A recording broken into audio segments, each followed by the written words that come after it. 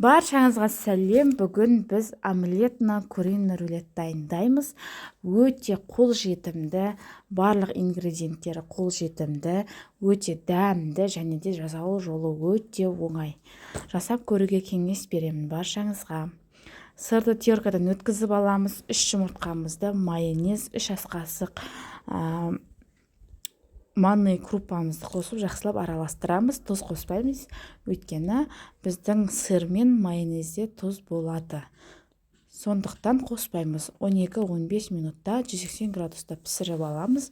Және дайын болған омлеттің үстіне куриный фаршымызды саламыз. Оны тұздап, бұрыштап, жақсылап араластырып, омлеттің бетіне бір келкетіп жаямыз.